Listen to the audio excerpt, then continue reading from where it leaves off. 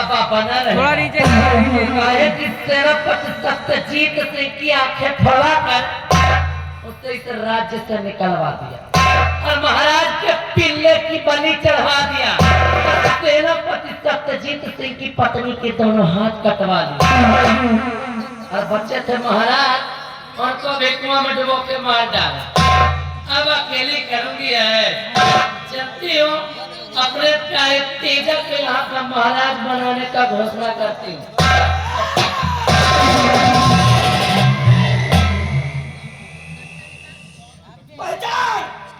सत्यजीत सिंह। अरे लेकिन तू तो अंधा हो गया था। कहते हैं कि फानूस बन के जिसकी हिफाजत हवा करे, फानूस बन के जिसकी हिफाजत हवा करे, वो सन्ना क्या बुझे जिसे रोशन खुदा करे। कहते हैं बाप का घर एक न एक दिन जरूर होता है। जी में तो आता, जी में तो आता है। किसी वक्त तेरा यही परिणाम निशान करने का दोस्त कोई कौन नहीं बात।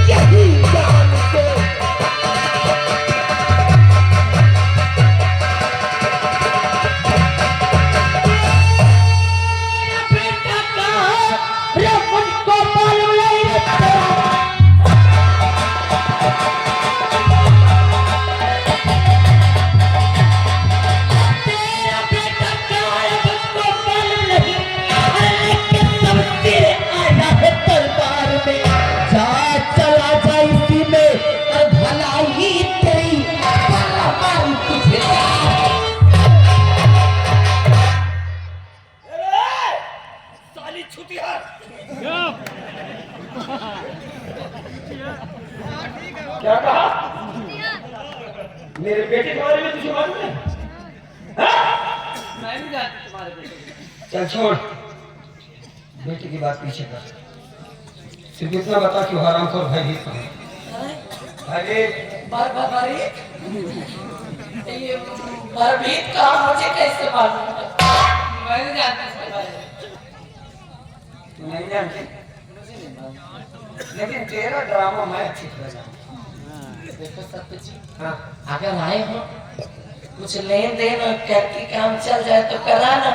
काहे किस रतन नाराज में दबदबा कायम हमारी इज्जत तो तुम्हारी नजर में है नहीं, लेकिन हमारा दबदबा की इज्जत कर दो। ए हरामखोर, सारी छीना। अरे इज्जत वाला काम कर तो इज्जत करूंगा, पैर धो के पूजूंगा तुझे, लेकिन इज्जत वाला काम तो कर। अरे दबदबा, कुछ दिन के लिए हम अंधे का हो गए, हमें शहर से बदल क्या कर दिया गया। हरामखोर दबदबा बना बैठे हो।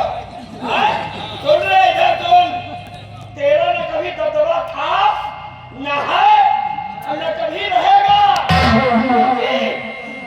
क्योंकि अब सत्यजीत सिंह की आंखें अच्छी हो गई, इसलिए अब भगभगा था, भगभगा है, अब भगभगा। ताली न बजा, मैं तो निपट लेंगे और यहाँ से बचा तुम सबको पे लेंगे।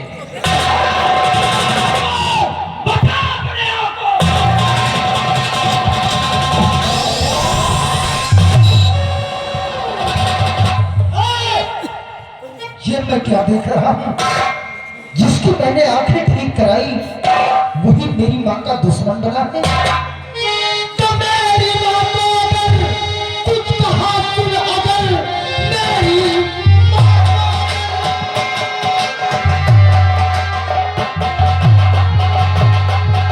मेरी माँ को अगर कुछ कहा सुन, अगर जिंदा दरबार से तू न जा पाएगा,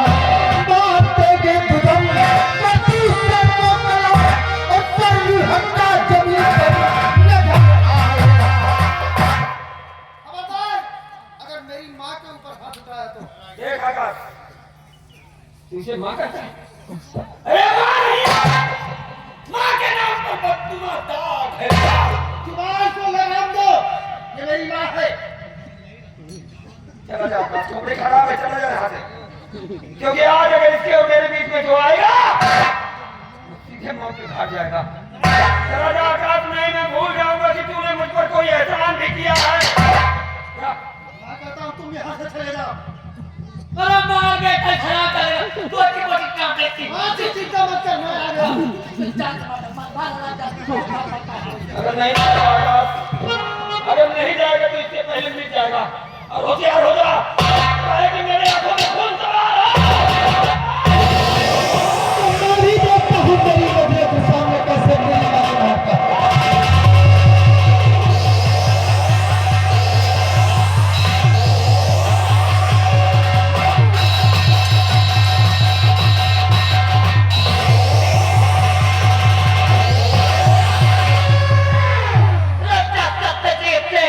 अगर अपने बेटे की खैरियत चाहता है तो डाल सबसे नीचे में, अन्यथा तेरे बेटे की खोपड़ी आसमान में नजर आएगी।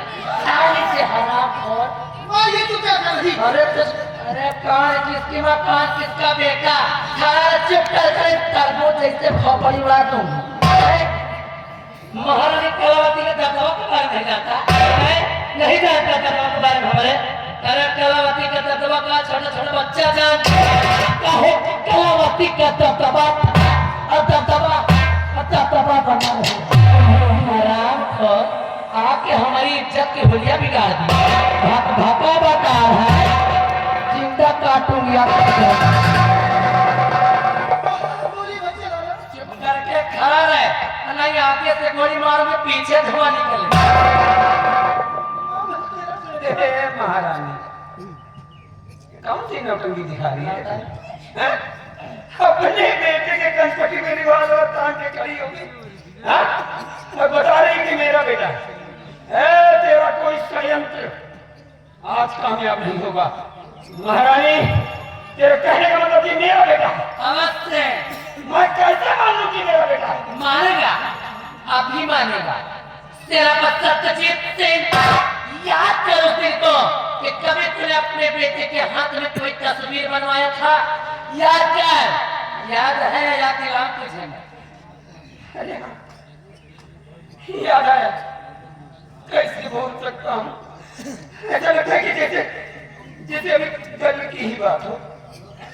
हमारा गया था अपनी पत्नी और अपने बेटे को लेकर दुर्गे माँ के मंदिर पे, और उसी मंदिर पर गोदने वाले को बुलाकर अपने बेटे के हाथ में दुर्गा मैया की तस्वीर बनवाई थी।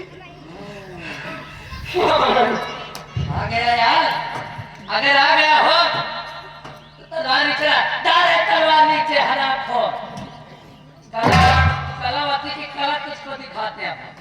और देख अपने इस बेटे के हाथ में, कि इसके हाथ में भाई दुर्गे माँ की तस्वीर है। नहीं लेते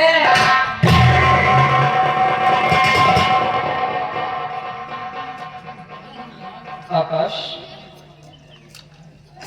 देखा बेटे, क्या वाकई में वो तस्वीर तेरे हाथ में है? वाह भाई ना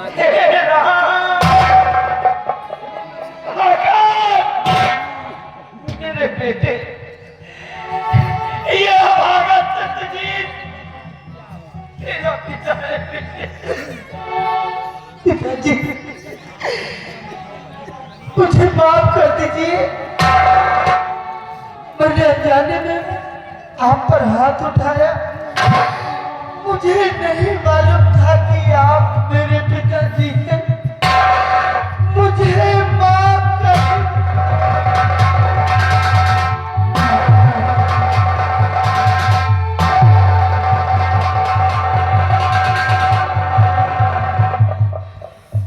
नहीं बेटा, रोना मत, रोना मत, क्योंकि जितना रोना था हमने रो लिया। तू मत रो मेरे लाल, तू मत रो, कुछ नहीं होगा तुझे, कुछ नहीं होगा।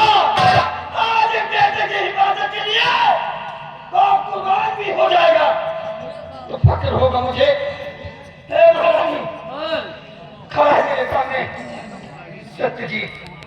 मार गोली छल नहीं करते मेरा सीना और बुझा ले अपने दिल की प्यास, निकाल ले अपने दिल की भड़ास।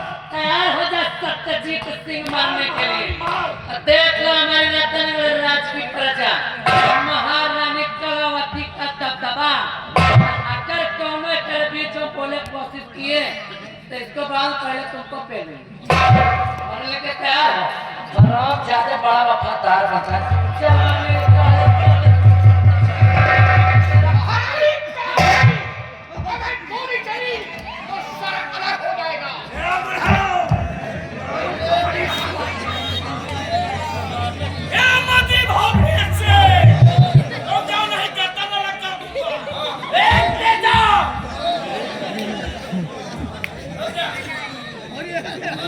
अगर शमशीर चली तो तेरी बहन का सारा लटका दूंगा एक ही बार में।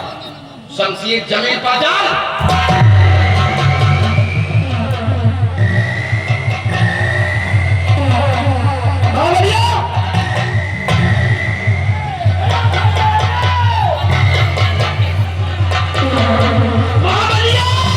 अरे महाबलिया मर गया, बिहरिया का बुलाओ।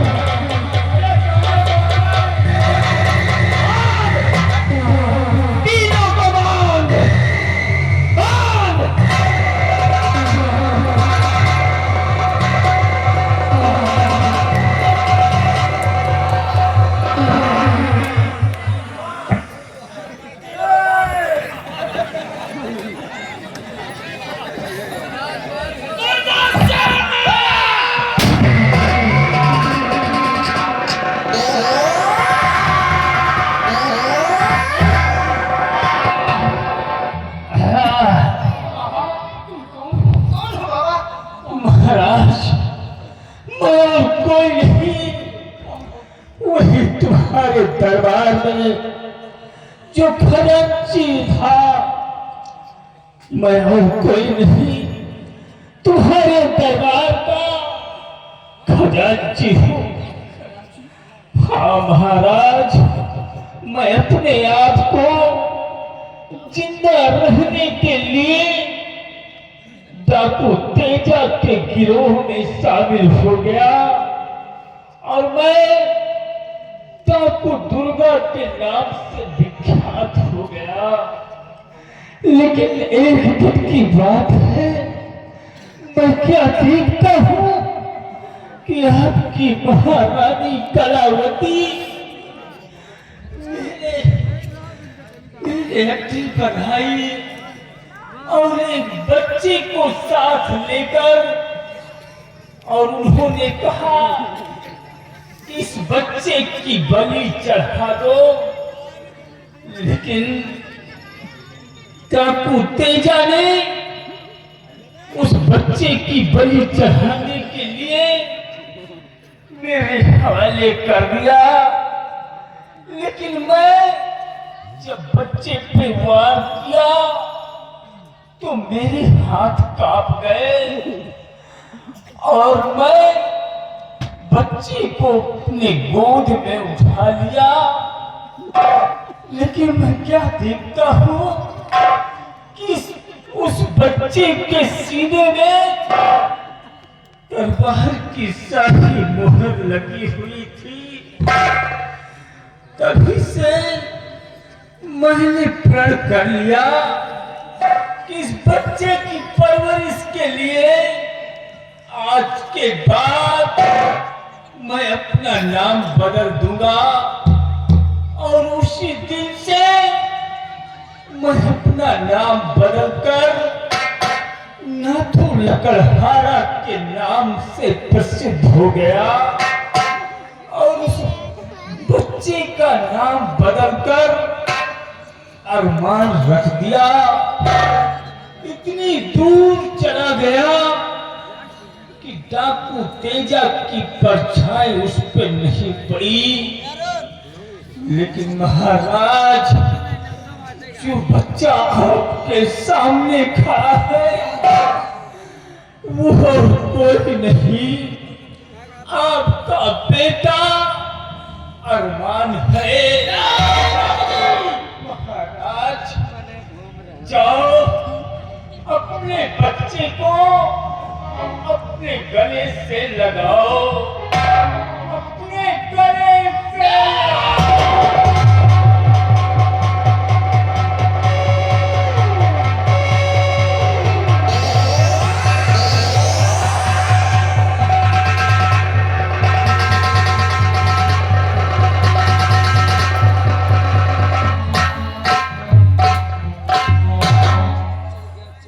बाबा ने बताया कि उस बच्चे की सीने पर शाही बहू की निशान है। मैं सबसे पहले मैं देखूंगा।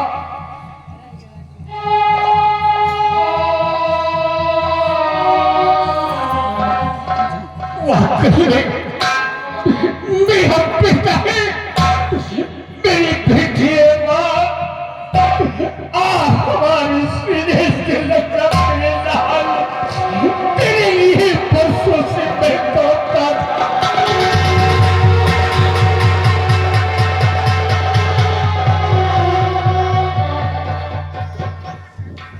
महाराज, मुझे पहचाना? हाँ पहचाना।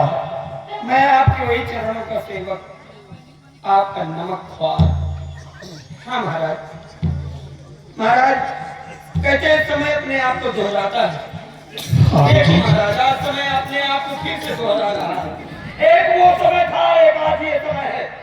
उस दिन भी भरे दरबार आप मौजूद, महारानी मौजूद, भयभीत मौजूद, मैं मौजूद। भरे दरबार सबके सामने महारानी ने मेरे पर इल्जाम लगाया कि मैंने महारानी की गोद से बच्चा छीना और उन्हें जान से मारने की धमकी दी। ये कलंक महाराज आज भी मेरे माथे पर लगा है, और जब तक ये कलंक मेरे माथे पर लगा रहेगा मैं चैन से मर भी नहीं पाऊंगा महाराज। इसलिए महाराज आज निवेदन कर रहा हूँ आपसे आखिरी बार कि आज तो कम से कम मुझे न्याय दिला दे। आज तो मेरा फैसला कर दीजिए महाराज, आज तो मुझे निष्कलंक करवा दीजिए महाराज।